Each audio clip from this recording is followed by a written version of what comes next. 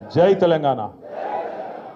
గౌరవనీయులు పెద్దలు మాజీ మంత్రివర్యులు అన్న శ్రీ జోగు రామన్న గారు, అదేవిధంగా వేదికపైన ఆసీనులైన పెద్దలు, రాజ్యసభ మాజీ సభ్యులు, మన పార్టీ జనరల్ సెక్రటరీ, కేంద్ర కార్యాలయ ఇన్ఛార్జ్ గారు పెద్దలు రావుల చంద్రశేఖర్ రెడ్డి గారు, గౌరవనీయులు నిర్మల్ నియోజకవర్గ సమన్వయకర్త, ఈరోజు మీ అందరినీ ఈ చేరికల కార్యక్రమంలో ముఖ్యంగా ఈ మాజీ మార్కెట్ కమిటీ చైర్మన్ గారు చేరుతూ ఉన్నారు. చాలామంది ఉప సర్పంచులు, కాంగ్రెస్, బీజేపీ నుంచి చాలామంది ముఖ్య నాయకులు చేరుతున్నారు. ఈ చేరికల కార్యక్రమం, దాంతోపాటు మన నాయకులందరినీ ఒక్కసారి కలుసుకునే ఈ కార్యక్రమాన్ని ఏర్పాటు చేసిన నిర్మల్ నియోజకవర్గ సమన్వయకర్త సోదరులు రామకృష్ణారెడ్డి గారు, గౌరవనీయులు మన ముధోల్ తాలూకా సమన్వయకర్తలు సోదరి శ్రీమతి రమాదేవి గారు, సోదరులు విలాస్ గారు, సోదరులు శ్యామ్ గారు, సోదరులు కిరణ్ గారు, వేదికపైన ఆసీనులైన గౌరవనీయులైన నిర్మల్ నియోజకవర్గ వివిధ మండలాల సమన్వయకర్తలు, అదేవిధంగా పట్టణానికి సంబంధించిన నాయకులు, సీనియర్ నాయకులు, పేరు పేరున, ఎందుకంటే ఒకళ్ళ పేరు చెప్పకపోతే మీకు కోపం వస్తుంది, అందుకే ఎవరి పేరు చెప్తలేని ఏమనుకోకుర్రి. అందరికీ పేరు పేరున అందరికీ, వేదిక ముందున్న మీ అందరికీ, మా అన్నదమ్ములందరికీ, ఆడబిడ్డలు ఒకరే కనబడుతున్నారు కాబట్టి అన్నదమ్ములందరికీ పేరు పేరున, పత్రికా మిత్రులకు పేరు పేరున అందరికీ హృదయపూర్వకంగా నమస్కారాలు. ఊకుకే ఒక వ్యక్తి పేరు తీసుకొని, ఇప్పుడు రామన్న తీసుకున్నాడు, రామకృష్ణారెడ్డి గారు తీసుకున్నారు, ఆ వ్యక్తి పేరు ఊకుకే తీసుకొని ఆయన పెద్దోని చేయాల్సిన అవసరం లేదు. ఎందుకంటే మనకు కష్టం వచ్చినప్పుడే కొన్ని విషయాలు తెలుస్తాయి. పెద్దలు అందుకే ఆలోచించి ఒక సామెత చెప్పాను, కుండ పగిలితే పగిలింది కానీ కుక్క బుద్ధి తెలిసిందని. పోతపోయినరు మళ్ళీ కుక్క అంటే కూడా బాధ. కుక్క అంటే విశ్వాసం గలది, కుక్క చాలా విశ్వాసం గల జంతువు. వాళ్ళు అట్లా పోలిస్తే కుక్కల సంఘం వచ్చి ఇప్పుడు నన్ను మళ్ళీ నాతో పంచాయతీ పెట్టుకుంటే కష్టం. అరే మేము విశ్వాసం గల గాలతో పోలుస్తామని, అందుకే కుక్క కాదు నక్క అని మార్చుకోవాలి మనం. ఎందుకంటే ఉంటారు ఇప్పుడు పదవులు, వయస్సు అవి రాగానే మనుషులకు ఒక గౌరవం అనేది దక్కదు. కష్టంలో ఉంటే కూడా తల్లి లాంటి పార్టీని నమ్ముకొని ఉండేటోడే నిజమైన నాయకుడు, నిజమైన కార్యకర్త అయితే తప్ప ప్రతి పార్టీలో, ప్రతి సంస్థలో రెండు రకాల వ్యక్తులు ఉంటారు.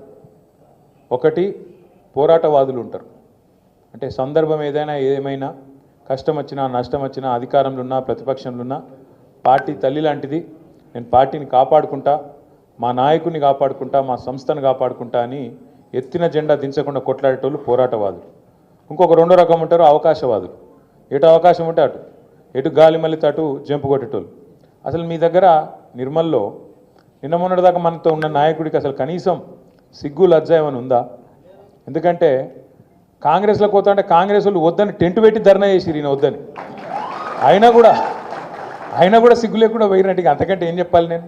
ఇప్పుడు ఆ పార్టీలో కనీసం ఆయన ఎవడన్నా కూర్చేసి కూర్చోమంటోడు ఉన్నాడా? అపాయింట్మెంట్ ఇచ్చేటోడు ఉన్నాడా? నిన్న మొన్నటిదాకా ఇక్కడ మంచిగా బ్రహ్మాండంగా మంత్రి, జిల్లా మంత్రిగా ఉండి ఇవాళ అక్కడ పోయి అపాయింట్మెంట్ లేదు, గౌరవం లేదు, ఇంత బతికి ఆఖరికి ఏం లాభం చెప్పండి? అందుకే నేను అనేది, గౌరవం అనేది, గుర్తింపు అనేది మన క్యారెక్టర్తో వస్తుంది, మనకుండే నాయకత్వ లక్షణాలతో వస్తుంది తప్ప. కాంగ్రెస్, బీజేపీ నుంచి చాలామంది ముఖ్య నాయకులు చేరుతున్నారు. ఈ చేరికల కార్యక్రమం, దాంతోపాటు మన నాయకులందరినీ ఒక్కసారి కలుసుకునే ఈ కార్యక్రమాన్ని ఏర్పాటు చేసిన నిర్మల్ నియోజకవర్గ సమన్వయకర్త సోదరులు రామకృష్ణారెడ్డి గారు, గౌరవనీయులు మన ముధోల్ తాలూకా సమన్వయకర్తలు సోదరి శ్రీమతి రమాదేవి గారు, సోదరులు విలాస్ గారు, సోదరులు శ్యామ్ గారు, సోదరులు కిరణ్ గారు, వేదికపైన ఆసీనులైన గౌరవనీయులైన నిర్మల్ నియోజకవర్గ వివిధ మండలాల సమన్వయకర్తలు, అదేవిధంగా పట్టణానికి సంబంధించిన నాయకులు, సీనియర్ నాయకులు, పేరు పేరున, ఎందుకంటే ఒకళ్ళ పేరు చెప్పకపోతే మీకు కోపం వస్తుంది, అందుకే ఎవరి పేరు చెప్తలేని ఏమనుకోకుర్రి. అందరికీ పేరు పేరున అందరికీ, వేదిక ముందున్న మీ అందరికీ, మా అన్నదమ్ములందరికీ, ఆడబిడ్డలు ఒకరే కనబడుతున్నారు కాబట్టి అన్నదమ్ములందరికీ పేరు పేరున, పత్రికా మిత్రులకు పేరు పేరున అందరికీ హృదయపూర్వకంగా నమస్కారాలు. ఊకుకే ఒక వ్యక్తి పేరు తీసుకొని, ఇప్పుడు రామన్న తీసుకున్నాడు, రామకృష్ణారెడ్డి గారు తీసుకున్నారు, ఆ వ్యక్తి పేరు ఊకుకే తీసుకొని ఆయన పెద్దోని చేయాల్సిన అవసరం లేదు.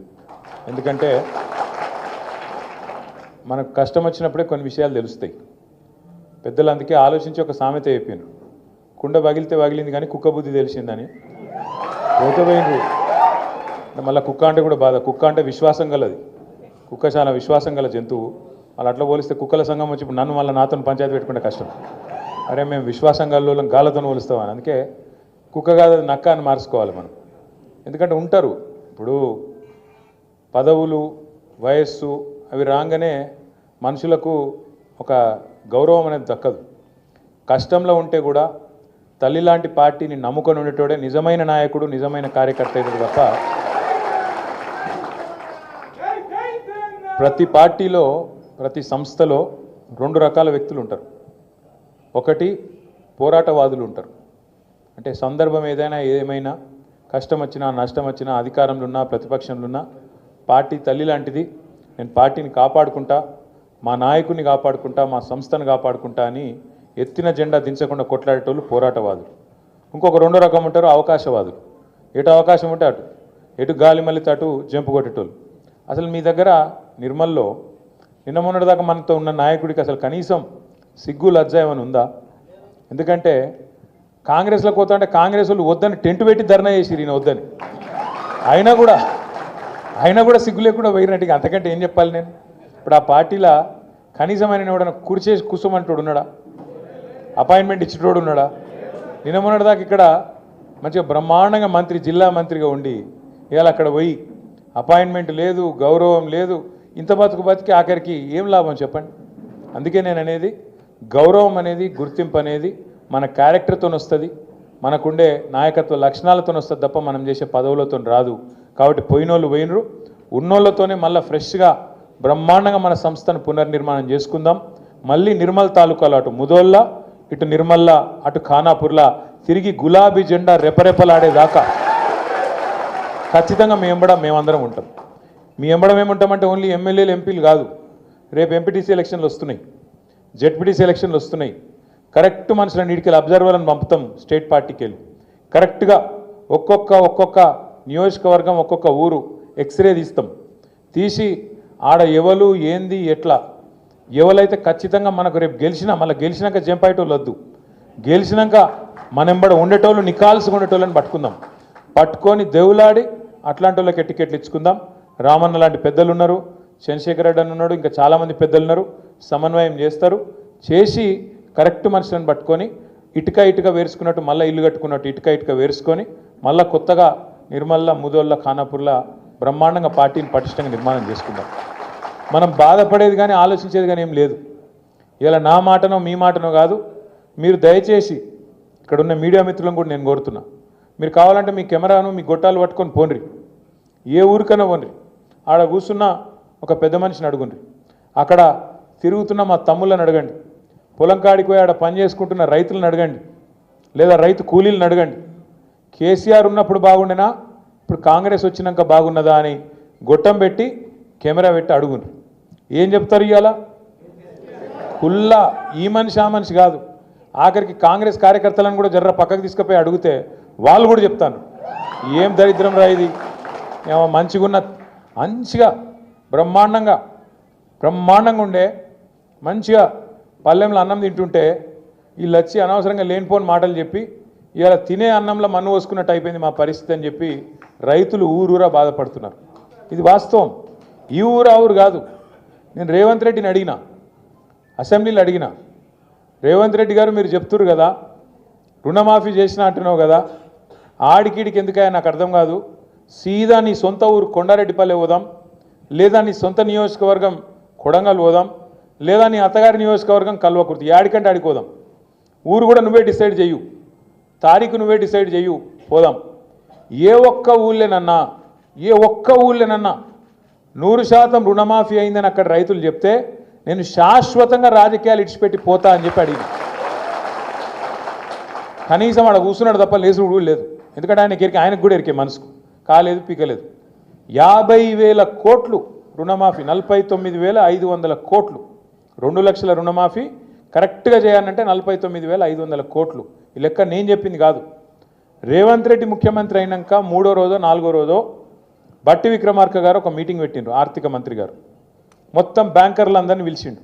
ఎంత కావాలి రుణమాఫీకి అని అడిగిండు. 2 లక్షల రుణమాఫీ చేయాలి, ఎంత కావాలి? వాళ్ళు చెప్పారు కరీబ్ 50,000 కరోడ్ సాబ్, అసలు లెక్క 49,500 కోట్లు, మరి మీరు అంట్రీగా సంతకం పెడతాం పెడతాం పెడతాం అంట్రీగా పెట్టుర్రి అన్నారు.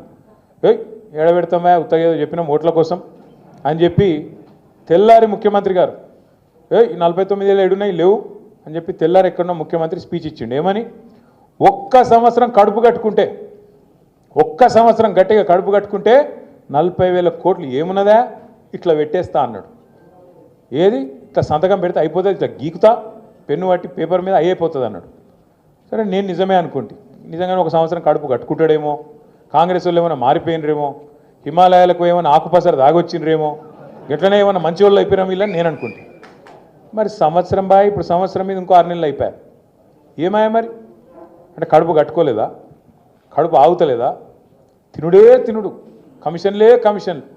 అందుకే 40,000 కోట్లు అన్న ముఖ్యమంత్రి క్యాబినెట్ కాడికి తీసుకొచ్చిండు రుణమాఫీ ఫైలు. క్యాబినెట్ కాడికి వచ్చేవరకు అందులో మళ్ళీ ఒక 9,000 కోట్లు ఎగిరిపోయింది. మొదలు 49,500 ఏది బ్యాంకులో మీటింగ్ పెట్టినప్పుడు, మళ్ళీ తెల్లారి మాటికే ముఖ్యమంత్రి 40,000 కోట్లు అన్నాడు, 9,000 ఎగిరిపోయింది. ఆడికెళ్ళి క్యాబినెట్కి వచ్చేవరకు ఇంకో 9,000 ఎగిరిపోయింది, 31,000 కోట్లు అన్నారు.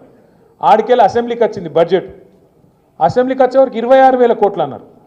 అంటే ఏడ స్టార్ట్ అయింది కథ, 49,500 కేంచి 40,000 కేంచి 31,000 కేంచి 26,000 వచ్చింది. పోనీ అదాన్ని ఇస్తారేమో అనుకున్నాం. ఆఖరికి మొన్న బట్టి విక్రమార్క గారు సావు కబురు చల్లగా చెప్పిండు. మళ్ళీ బ్యాంకులో మీటింగ్ పెట్టిండు. బ్యాంకులో మీటింగ్లో మనకు అర్థం కావద్దని ఇంగ్లీష్లో మాట్లాడిండు. కానీ మనకు కూడా కొంతమందికి ఇంగ్లీష్ వస్తుంది కదా, అందులో మాట్లాడిండు. మేము మీకు పైసలు ఇచ్చినాం, కానీ ఇప్పటివరకు రైతుల ఖాతాలో 11-12 వేల కోట్లే పడ్డాయి, ఇంకా మిగతా ఎప్పుడు వేయాలి, మనం ఇంకో 2-3 వేల కోట్లు వేయాలి అయిపోయి ఆయనతో చేతులు దులుపుకున్నారు. కథ మొదలైంది 49,000 కాడ, ఆఖరికి ముగిసింది 11-12 కోట్ల కాడ. మన ఊళ్ళో సామెత చెప్తారు, చారాన కోడికి బారాన మసాలా అని. ఇది కరెక్ట్ సూట్ అవుతుంది దానికి. ఇచ్చింది చారాన వంతు, కానీ దానికి బిల్డప్ ఊరూరా ఫ్లెక్సీలు, ఎక్కడ చూసినా ముఖ్యమంత్రి గారి ఫోటోలు, ఉప ముఖ్యమంత్రి గారి ఫోటోలు. నిన్న మొన్న పోతుంటే, నేను నల్గొండ పోయినా నిన్న పెళ్ళికి పోతుంటే మిస్ వరల్డ్ కంటెస్ట్ అన్నారు. నేను బ్యానర్ చూస్తే మిస్ వరల్డ్ కంటెస్ట్లో ఎవరి మొక్కలున్నాయిరా అంటే రేవంత్ రెడ్డి, జూపల్లి కృష్ణారావు, బట్టి విక్రమార్క. ఇలా ముగ్గురులో ఎవరు మిస్ వరల్డ్ నాకైతే అర్థం కాలేదు. పేరేమో మిస్ వరల్డ్, చూస్తేనేమో వీళ్ళ ముగ్గురు అందాల పోటీ వీళ్ళకి పెట్టినట్టున్నది కథ. నేను నాకు తెలియక అడుగుతా, రాష్ట్రంలో ఒక దిక్కు 500 మంది అన్నదాతలు ఆత్మహత్య చేసుకుంటే నీ దిక్కుమాలిన ప్రభుత్వం వచ్చినాక నీ మాటలు నమ్మి కొంపల నుంచి 500 మంది కొంప ఉసురు తీసుకున్నావు, వాళ్ళ కొంప కొల్లేరు చేసినావు. 500 మంది అన్నదాతలు ఆత్మహత్య చేసుకుంటే ముఖ్యమంత్రి గారు అందాల పోటీలో బిజీగా ఉన్నాడు, రివ్యూ చేసే టైం లేదు. కల్లాలలో వడ్లు అట్లే ఉన్నాయి, కొనటోడు లేడు, కాంట పెట్టేటోడు లేడు, పట్టించుకున్నోడు లేడు. ఇప్పటికే అమ్మిన కాడికి పాపం మిల్లర్లకు అమ్ముకున్నారు, ఇప్పటికే 40-50% అమ్ముకున్నారు. ఆడనో ఈడనో 10% 20% కొన్నారు, కానీ దాన్ని పట్టించుకున్నోడు లేడు. వానలు పడుతున్నాయి, కళ్ళాలల్లా వడ్లు కొట్టుకుపోయే పరిస్థితున్నది. ధాన్యం మొలకలెత్తి రైతు ఆగమయ్యి రోడ్డు మీద పడే పరిస్థితున్నది. అడిగినోడు లేడు, పట్టించుకున్నోడు లేడు. అడుగుదాం ఎవరినన్నా అంటే ఊళ్ళో సర్పంచ్ లేడు, ఎంపీటీసీ దిక్కు లేడు, జెడ్పీటీసీ లేడు, కౌన్సిలర్ లేడు. కాంగ్రెస్ అని పట్టుకుందామంటే కాగడా పెట్టి ఎతికిన వాడు దొరుకుతలేడు. ఏదో బిజీగా ఉన్నారు. ఏడ బిజీగా ఉన్నారు? కాగితాలు పట్టుకొని సెక్రటేరియట్ చుట్టూ గిర్ర గిర్ర గిర్ర తిరుగుతారు. ఏందిరా అంటే ముఖ్యమంత్రి చెప్పిండు నాకు ఓ పని తెచ్చుకోమన్నాడు, మా మంత్రి చెప్పిండు పని తెచ్చుకోమన్నాడు, 4 పైసలు మిగులుతాయన్నారు.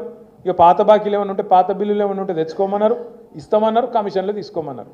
ఒకటే పనులు ఉన్నది ప్రభుత్వం మొత్తం, కమిషన్లు కమిషన్లు కమిషన్లు, 20% కమిషన్లు, 30% కమిషన్లు.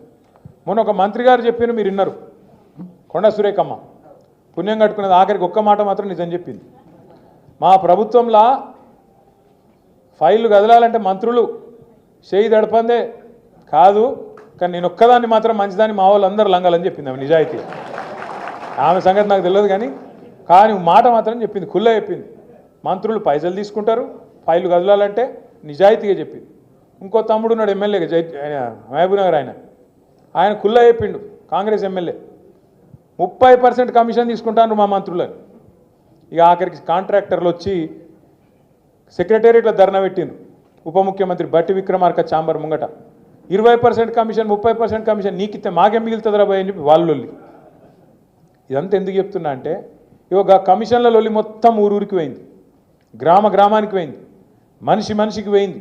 వీళ్ళంతా కుంభకోణాలు ఎంత దోపిడీ చేస్తున్నారో ఈ 16-17 నెలలనే బిల్డర్లను, కాంట్రాక్టర్లను, ఆఖరికి చిన్న చిన్న నాయకులను ఎవ్వని వదలకుండా తాట తీస్తున్నారు, కమిషన్లు తింటున్నారు అనే మాట తెలిసినాక మరి పబ్లిక్ మైండ్ డైవర్ట్ చేయాలి కదా. అందుకే ముఖ్యమంత్రి ఏం చేసిండు, కేసీఆర్ గారికి కమిషన్ నోటీసులు, ఏది కాళేశ్వరం కమిషన్ నోటీసులని ఎన్నో కథ. ఇక అది రాగానే మిగతాన్ని మరుగున పడతాయి. కేసీఆర్ అంటే మొన్న ఎట్లుంటుందో వరంగల్లో చూసిరు కదా, మీరు చూసిరు, వచ్చిరు అందరూ.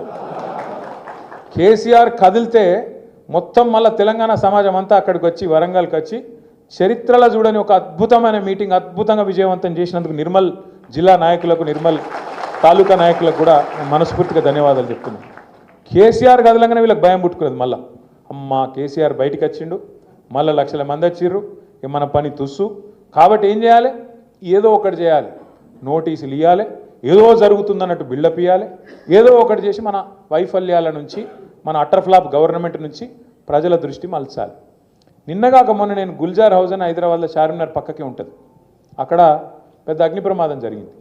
ఒకటే ఇంట్లో, ఒకటే కుటుంబానికి సంబంధించిన వాళ్ళు 17 మంది చచ్చిపోయారు. కనీసం ముఖ్యమంత్రికి అర నిమిషం టైం లేదా, గీంచేలు గాడికి పోయి కుటుంబానికి నేనున్నా, జరిగిందేదో జరిగింది, అక్కడ యాక్సిడెంట్ అయింది, మళ్ళా కాకుండా చూస్తా, ఎండాకాలం ఇట్లా ఎట్లయింది రివ్యూ చేయొద్దా? టైం లేదు, బిజీ. దేనిలో బిజీ? అగ్ని ప్రమాదం బాధితులను చూసేందుకు టైం లేదు, అందాల పోటీలలో బిజీ, డ్రోన్ షోలలో బిజీ. మింగ మెతుకులేదు కానీ మీసాలకు సంపెంగ నూనె పెట్టిండేట వెనకటికి కూడా. ఒకది ఈయననే చెప్తాడు, మన బతుకు బిచ్చ బతుకు అయిపోయింది, మనం దిక్కు దివానం లేకుండా ఆగమైపోయినామని చెప్తాడు ఈయననే. నేను అసెంబ్లీలో చెప్పినా మళ్ళీ చెప్తున్నా మీ అందరికీ. ఆ మధ్యలో ఒక సినిమా వచ్చింది అపరిచితుడు, చూసిరు ఎవరన్నా? అలా ఇద్దరు ఉంటారు, ఒకటే మనుషులు ఇద్దరు ఉంటారు అన్నాడు. వాడు ఇటు చూస్తే ఒక తిరుగుంటాడు, అటు చూస్తే ఒక తిరుగుంటాడు. ఇటు చూస్తే రాము అట, అటు చూస్తే రెమో. రెమో అనేటోడు లంగా, రాము అనేటోడు మంచోడు. అర్థమైంది కదా? రెమో అనేటోడు లంగా, రాము అనేటోడు మంచోడు. ఈ రెమో అనేటోడు ఏమంటాడు, ఏ కేసీఆర్ అప్లపాలు చేసిపోయిందివా రాష్ట్రాన్ని, మొత్తం దివాలా తీసింది రాష్ట్రం, మన బతుకు బిచ్చ బతుకు అయిపోయింది. ఇక నేనైతే నన్ను పోతే ఢిల్లీలో దొంగను చూసినట్టే చూస్తుండ్రు. దొంగ లెక్కనే చూస్తారు కదా, దొంగను చూసినట్టే చూస్తుండ్రు నన్ను. ఎవరైనా అపాయింట్మెంట్ అడిగితే వీడు చెప్పులు ఎత్తుకపోతాడేమో అని చెప్పి అపాయింట్మెంట్ కూడా ఇస్తలేరు అని రెమో అంటాడు. ఏది నాకు అప్పే ఉడతలేదు అని రెమో. రాము అంటే ఏమంటాడు, అదే మనిషి మళ్ళా వాడేమంటాడు అసెంబ్లీలో, నేను 1,58,000 కోట్లు అప్పు చేసిన అని. అదే రేవంత్ రెడ్డి రాము రూపంలో అసెంబ్లీలో నేను 1,58,000 కోట్ల అప్పు 16 నెలల్లో చేసిన అంటాడు. కేసీఆర్ గారు 10 ఏళ్లలో సంవత్సరానికి 40,000 కోట్ల అప్పు చేస్తే అది తప్పట. కానీ రేవంత్ రెడ్డి గారు సంవత్సరంలో 1,60,000 కోట్ల అప్పు చేస్తే అది తప్పు కాదట. ఇప్పుడు కేసీఆర్ గారేమో అప్పు చేస్తే ఏం చేసిండు, 73,000 కోట్ల రూపాయలు రైతు బంధు రూపంలో మీ అందరికీ టింగు టింగు టింగు అనుకుంటా 11-12 సీజన్లు మీ ఖాతాలు వేసిండు. మరి రేవంత్ రెడ్డి గారు 1,60,000 కోట్లు అప్పు చేస్తేవి ఏం చేసినావు, ఆడబెట్టినావు. టింగు టింగు అంటే కేసీఆర్ యాదికొస్తాడని టకీ టకీ అన్నాడు. ఏడరబై టకీ టకీ అంటే ఇంతవరకు టకీ లేదు, టికీ లేదు. ఒక్క కాడ మాత్రం పడుతున్నాయి టకీ టకీమని. ఏడా అది కరెక్ట్ మాట. ఢిల్లీలో మాత్రం టంచన్గా కొట్టకపోతే ఈయన పోస్ట్ ఊస్టింగ్ కదా, పీక్ తెల్లారు లేచే వరకు కాంగ్రెస్లో ఎవడు కుర్చీ ఎవడు గుంచుతాడో తెలియదు. అక్కడ మాత్రం పైసలు దన్ పడుతున్నాయి. ఏడా రాహుల్ గాంధీ ఖాతాల, ఢిల్లీ ఖాతాల, ఢిల్లీ పెద్దల ఖాతాల మాత్రం ఇక్కడ జరుగుతున్న దోపిడీని మంచిగా అక్కడికి పైసలు తీసుకుపోయి మాత్రం ఢిల్లీలో వంచుతాను. నేను అడుగుతున్నా, ఒకసారి యాద్ చేసుకోండి మీరు. నేను అపరిచితుడని ఉత్తగానే అంటలేను రేవంత్ రెడ్డి గారిని. ఓ దిక్కేమో కేసీఆర్ ఉద్యోగాలు ఇవ్వలేదని రెమో అంటాడు, రాము అనేటోడేమో అదే కాగితాలు పట్టుకొని మళ్ళా తెల్లారి కేసీఆర్ ఇచ్చిన ఉద్యోగాలకే ఈయన పత్రాలు ఇచ్చుకుంటా పోదులు కొట్టుకుంటా ఆయన నిలబడతాడు. కేసీఆర్ ఆనవాళ్ళు లేకుండా చేస్తా అంటాడు ఎవడు, రెమో.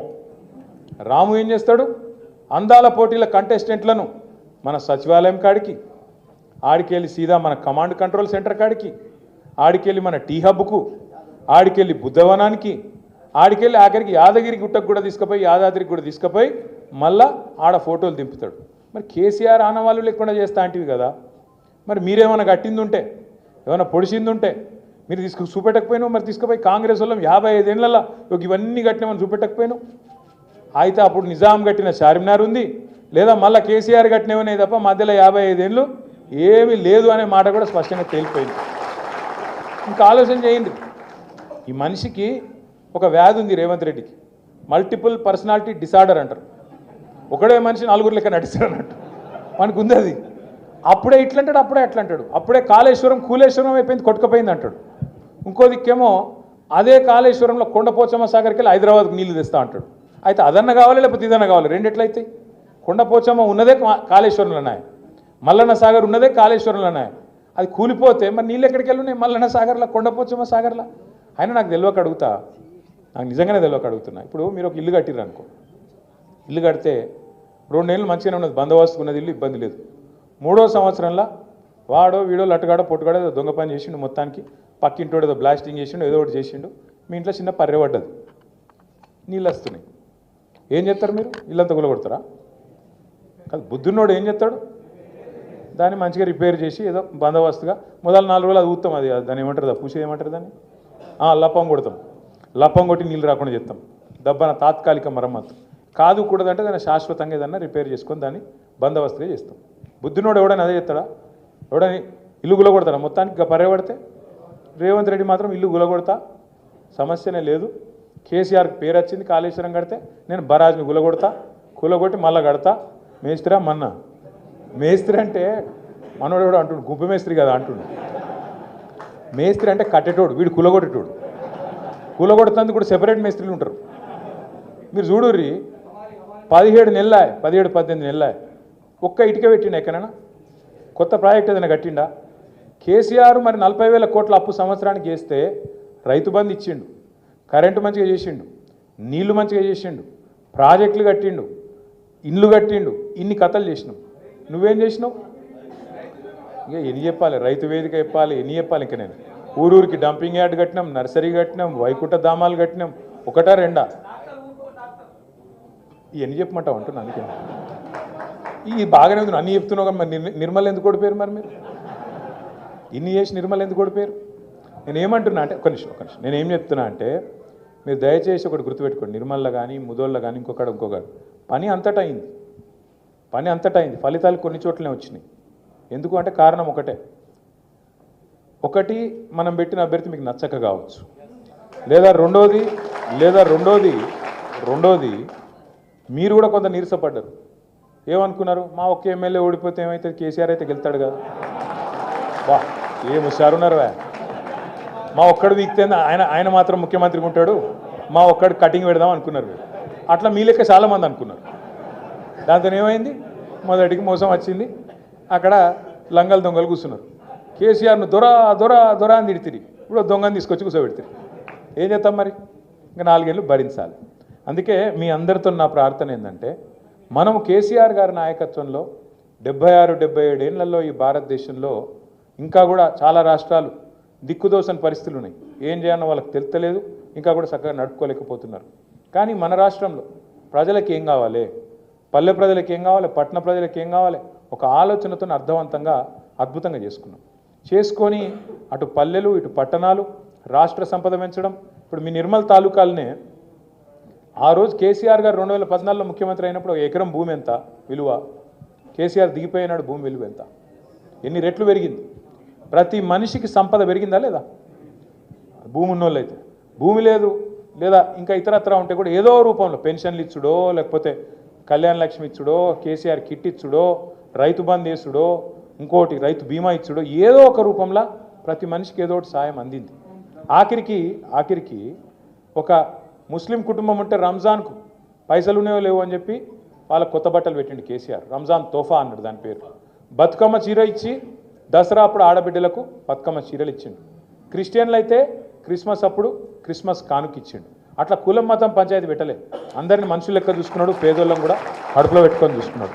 మీ నిర్మల్ తాలూకా ప్రజల చిరకాల కోరిక మా జిల్లా మాకు కావాలి, మంచిర్యాలలో కోరిక మా జిల్లా మాకు కావాలి, అట్లే అక్కడ ఉండే గిరిజనుల కోరిక ఆసిఫాబాద్ కుమరం భీంలా మా జిల్లా మాకు ఉండాలి, మా తాలూకా కాదు మా జిల్లా ఉండాలంటే మీ పాత ఆదిలాబాద్ జిల్లాలో నిర్మల్ జిల్లా చేసిండ్రు, మంచిర్యాల జిల్లా చేసుకున్నాం, ఆసిఫాబాద్ కుమరం భీం జిల్లా చేసుకున్నాం, 4 జిల్లాలు చేసుకున్నాం.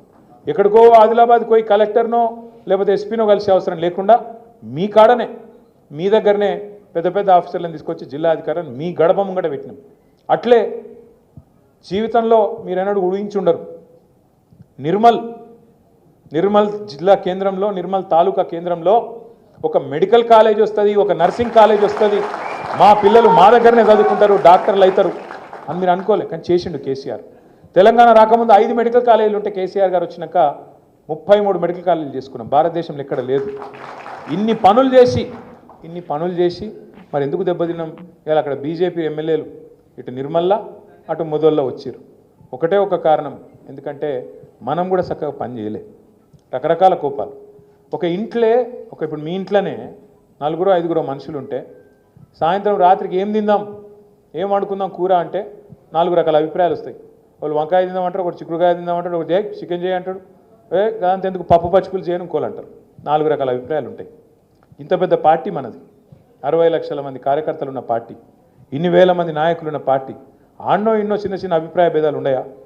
ఉంటాయి. నాయకత్వ పోటీలు ఉన్నాయా? నాకు టికెట్ కావాలంటే నాకు టికెట్ కావాలని లొల్లి ఉండదా? ఉంటుంది. కానీ ఒకళ్ళకి ఇస్తే నేను ఇంట్లో వంట, రేపు ఎంపీటీసీ జెడ్పీటీసీలో కూడా గదే అయితే మళ్ళీ ఇట్లే ఉంటుంది మన పరిస్థితి. ఎవరికి టికెట్ ఇచ్చినా, ఎవరికి బొట్టు పెట్టినా మిగతా అందరం ఒకటి కావాలి. ఆయననే క్యాండిడేట్ కాదు, నేను క్యాండిడేట్ అన్నట్టు తిరగాలి. అట్లా అయితే గెలుస్తాం తప్ప ఇక రైతులు మంచిగా ఉన్నారు, వీళ్ళు మంచిగా ఉన్నారు, అందరు కేసీఆర్ మళ్ళీ రావాలని కోరుకుంటుర్రు, నేను ఇంట్లో దుప్పటి కప్పుకొని వండుకుంటే కూడా గెలుస్తా, నేను తిరగపోతే ఏమవుతుంది, నేను ఒక్కరిని తిరగపోతే ఏమవుతుంది, ఏమైనా ఆగుతుందా అని మీరు అనుకున్నారనుకో, మళ్ళీ మొన్న ఏమైందో మళ్ళీ అదే అవుతుంది. కాబట్టి దయచేసి నేను మిమ్మల్ని కోరేది, మళ్ళీ ఒక్కొక్క ఇటుక పెట్టుకుంటా నిర్మాణం చేసుకుందాం, బ్రహ్మాండంగా ముందుకోదాం. ఈ కేసులు పీసులు వీటికి భయపడేది లేదు. ఎందుకంటే ఈ లొట్ట పీస్ కేసులతోని ఆ లొట్ట పీస్ ముఖ్యమంత్రి గారు పీకేదేం లేదు, వాంతను అయ్యేది కూడా ఏం లేదు. ఆయన కథ అయిపోయింది. ఆయన కథ అయిపోయిందని నాకు నీకే కదా, ఆయనకు కూడా ఎరికైపోయింది. అందుకే దీపం ఉండగానే ఇల్లు చక్కగా పెట్టుకోవాలని చెప్పి పైసల సంపాదనలో పడ్డాడు తప్ప ఆయన దగ్గర విషయం ఏం లేదు. ఒక్క గ్యారంటీ కూడా అమలు చేయలేడు, చేయబోడు ఆయన. ఎందుకంటే ఆయనకి ఇంట్రెస్ట్ లేదు. మొత్తం మనం ఆడబిడ్డలు ఎదురు చూస్తాను, ఎప్పుడు చాలు చెప్తాడు 2,500 రూపాయలని. 1,000,000 మంది మహిళలనట ఈ మొగోడు కోటీశ్వరులు అని చెప్తాడట. కోటీశ్వరులు అని చేసాడు వేరు. ముందు ఆ నెలకు 2,500 అయితే నెలకు 2,500 ఇవ్వాలని చెప్పి 18 ఏళ్ళు నిండిన ఆడబిడ్డలు ఈ రాష్ట్రంలో 1,68,00,000 మంది ఉన్నారు. వాళ్ళు ఎదురు చూస్తాను. ఏం చెప్పిండి ఈయన? అత్తకేమో 4,000, కోడలకు 2,500 ఇస్తా అన్నాడు. కేసీఆర్ ఇంట్లో ఒక ముసలోనికో ముసలవకో ఇస్తుండు పెన్షను, నేను ఇద్దరికి ఇస్తా అన్నాడు. అట్లే ఆయన 2,000 ఇస్తే నేను 4,000 ఇస్తా అన్నాడు. ఇవన్నీ నమ్మి ప్రజలు మోసపోయినారు. ఇలా వాస్తవం ఏంటి అంటే నిజంగా కూడా పంట కోతకు వచ్చింది.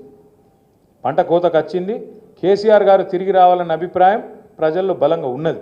కానీ పంట కోసుకున్నదాన్ని కూడా మనకు తెలివి ఉండాలనే లేదా? మళ్ళీ పోయి కోయాలంటే కూడా మీరు కొడవళ్ళు పట్టాలి, కూసోవాలి, కొద్దిగా ఒళ్ళు వంచాలి, పార్టీ నిర్మాణం చేసుకోవాలి, ఎక్కడికక్కడ కమిటీలు చక్కగా వేసుకోవాలి, మెంబర్షిప్ చేసుకోవాలి, తూకిత్తా మైకిత్తా అని పంచాయతీలు ఇంట్లో పెట్టుకోవాలి. కానీ బయటికి పోయి కొట్లాడద్దు, బజార్లో పడి ఆగం కావద్దు. మళ్ళా గులాబీ జెండా ఎగరాలి నిర్మల్ల, ముదోళ్ళ, ఖానాపూర్ తాలూకాల అంటే మీరు దయచేసి దండం పెట్టి చెప్తున్నా, ఇంట్లో పంచాయతీలు ఉంటే ఇంట్లో మాట్లాడుకోవాలి, కానీ బజార్కి ఎక్కద్దు, కొట్లాడద్దు. ఏమన్నా ఉంటే రామన్న సొంటి పెద్ద మనిషిని పిలుచుకోవాలి, కూర్చోబెట్టుకోవాలి. మీ దగ్గర అనిల్ జాదవ్ ఎమ్మెల్యే ఉన్నాడు, కోవలక్ష్మక్ ఉన్నది, వాళ్ళతో ఏమైనా ఉంటే చెప్పుకోవాలి. అంతేగాని బజార్లో పడి పరువు తీసుకోవద్దు. చివరిగా నేను మీ అందరితో ప్రార్థించేది, మీ అందరినీ కోరుకునేది ఒకటే, ఎప్పుడైనా కూడా మనం గుర్తుపెట్టుకోవాల్సింది ఒకటే, రాజకీయాల్లో అప్పుడప్పుడు పైన ఉంటాం, అప్పుడప్పుడు కింద ఉంటాం. అప్పుడప్పుడు ఇదే ప్రజలు మనకు 10 ఏళ్ల పాటు అధికారంలో ఉండమని ఆశీర్వాదం ఇచ్చారు. ఇప్పుడు కొత్త పాత్ర పోషించండి, మీరు ప్రతిపక్షంలో ఉండండి అని చెప్పి వాళ్ళు మనకు ఒక బాధ్యత ఇచ్చారు. ఇలా ప్రతిపక్షంలో ఉండి కూడా రేవంత్ రెడ్డిని నిద్ర పట్టకుండా మరి ఆయనను తెల్లారు లేస్తే ప్రతిరోజు నిలదీస్తున్నాం, ప్రజల తరపున అడుగుతున్నాం. ముసలోళ్ళకు పెన్షన్లు ఎప్పుడు పెంచుతున్నాం అని అడుగుతున్నాం. మహిళలకు 2,500 ఎప్పటి నుంచి ఇస్తామని అడుగుతున్నాం. ఆడబిడ్డలకు స్కూటీలు ఇస్తాను ఏమైందని అడుగుతున్నాం. ఈ తులం బంగారం ఏమాయని అడుగుతున్నాం. రైతు బంధు 15,000 ఎప్పుడైతుందని అడుగుతున్నాం. రైతు కూలీలకు 12,000 ఇస్తాను ఎక్కడ పోయినాయి అని అడుగుతున్నాం. ఆటో డ్రైవర్లకు సంక్షేమ బోర్డు ఏమాయ అని అడుగుతున్నాం. బీసీలకు 20,000 కోట్ల బడ్జెట్ అను ఏడబైందని అడుగుతున్నాం. SC sub plan, BC sub plan, minority sub plan ఒక్కొక్కలకు నోటికొచ్చిన మాటలు చెప్పినావు, ఏడవైనాయి అవన్నీ అని చెప్పి ఒక్కొక్కటిగా అడుగుతున్నాం. దయచేసి మీరు కూడా చేయవలసింది ఏంటంటే రాబోయే రోజుల్లో మనకు జూన్ మాసంలో మరి జూన్ జూలైలో మెంబర్షిప్ స్టార్ట్ అవుతుంది. అటెన్క కమిటీలు వేసుకోవాలి. కమిటీలు వేసుకున్న తర్వాత శిక్షణా తరగతులు ఉంటాయి. ఇప్పుడు నేను మాట్లాడిన దానికంటే అద్భుతంగా మాట్లాడేటోళ్ళు మీ దానిలో చాలామంది ఉన్నారు. ఇక్కడ నేను మైక్ ఇస్తే ఇరగదీసేటోళ్ళు చాలామంది ఉన్నారు. మీ అందరికి కాకపోతే సబ్జెక్ట్ నేర్పియాలి. ఏం జరుగుతుంది, ఏమవుతుంది, ఊరూరికి ప్రతి మనిషికి మళ్ళా మోసం జరగకుండా. కేసీఆర్ అడిగి నానాజే ఎలక్షన్లు అప్పుడే చెప్పిండు, చిలుకకి చెప్పినట్టు చెప్పిండు, మీకు కాళేశ్వరం కావన్నా శనేశ్వరం కావన్నా అన్నాడు. మీరు శనేశ్వరం తెచ్చి నెత్తి మీద పెట్టుకుని ఏం చేస్తాం మనం ఇప్పుడు బాధపడేం లాభం లేదు. చెప్పినాం, మనందరం స్పష్టంగా చెప్పినాం. కాంగ్రెస్ నమ్మితే కరెంట్ ఉండదు అని చెప్పినాం. కాంగ్రెస్ కావన్నా కరెంట్ కావన్నా అని చెప్పినాం. ఇవన్నీ విన్నారు, కానీ ఆశపడ్డరు. కేసీఆర్ మాకు మంచిగా బువ్వ పెట్టిండు, కానీ ఆయన పంచభక్ష పరమాణాలు పెడతా అంటుండు కదా, సూతం అనుకున్నారు, పోయిండు. ఇవాళ దెబ్బతిని బాధపడతారు. అందరూ కూడా తెలంగాణ వ్యాప్తంగా పశ్చాత్తాపడుతూ ఉన్నారు. వాళ్ళని మనమే దగ్గర తీసుకోవాలి. మనోళ్ళు మందోళ్ళ నూకేయద్దు. ఖచ్చితంగా మెంబర్షిప్లా ఎంతమంది నిర్మల్ తాలూకాలో మీరు చేల్చుకోగలుగుతారో, ఎంతమంది నిర్మల్ జిల్లాలో మీరు దగ్గర తీసుకోగలుగుతారో తీసుకోండి. జాగ్రత్తగా చేసుకుందాం. పెద్దలు జోగు రామన్న గారి నేతృత్వంలో, ఇంకా సీనియర్ నాయకుల నేతృత్వంలో నిర్మల్ జిల్లాలో మళ్ళీ తిరిగి పార్టీకి పూర్వ వైభవం వచ్చేదాకా అందరం కంకణబద్ధులమై పనిచేద్దామని చెప్పి మళ్ళొకసారి ఇంత దూరంకి వెళ్ళి మీరు వచ్చిండ్రు. మీ అందరికీ శిరస్సు వంచి ధన్యవాదాలు చెప్తూ లాస్ట్ ఒకటే మాట నిన్న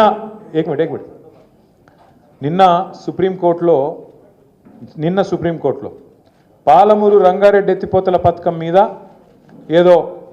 ఎవరో కేసు వేస్తే ఆ కేసు కొట్టేసింది సుప్రీంకోర్టు. ఇది ఏం తప్పు జరగలేదు, అంత చక్కగానే జరిగిందని. అదే సమయంలో సుప్రీంకోర్టు ఒక మాట అన్నది, కాళేశ్వరం అనేది ఒక ఇంజనీరింగ్ అద్భుతం అనే మాట కూడా సుప్రీంకోర్టు స్వయంగా చెప్పింది. ఎందుకు చెప్తున్నా అంటే ఎవడు ఏమన్నా ఎవడు కారు కూతలు కూసినా మనం యాద పెట్టుకోవాల్సింది ఒకటే. చిన్నప్పుడే పెద్దోళ్ళు చెప్పారు మనోళ్ళు, నిజం అనేది కడప దాటే లోపల అబద్ధం అంగేసుకుని ఊరంతా తిరిగేస్తుందట. అట్లనే ఈ లంగలు వీళ్ళు కాంగ్రెస్ వాళ్ళు. నా డౌట్ అయితే వాళ్ళే గులగొట్టింటారు. ఆ రోజు మేడిగడ్డ దగ్గర కూడా బాంబు గింబ పెట్టి వీడియో ఏదో చేసింటాడు. అందుకే అంత లుచ్చగాళ్ళు చేసి మళ్ళీ వాళ్ళే బదనాం చేసి పర్రే పడితే ఇగో కాంగ్రెస్ వాడేమో దున్నపోతు తినింది అన్నాడు, బీజేపీ వాడేమో దుడ్డని కట్టేని ఎక్కడుందిరా దుడ్డే అని వాడు తిరుగుతాడు. ఎన్డీఎస్ఏ రిపోర్ట్ అట. ఇద్దరు ఒకటే దొంగలు, ఇద్దరు దొంగలే. కాంగ్రెస్ వాడు బీజేపీ వాడు. ఇద్దరిని నమ్మద్దు, మనం అప్రమత్తంగా ఉండాలి. తప్పకుండా ఇద్దరిని కూడా ఎండగట్టి మళ్ళీ తెలంగాణకు గుండె ధైర్యమైన గులాబీ జెండాను మనమే మళ్ళొక్కసారి ఎగిరేయాలని చెప్పి మీ అందరిని కోరుతూ జై తెలంగాణ, కేసీఆర్ గారి నాయకత్వం, జై తెలంగాణ.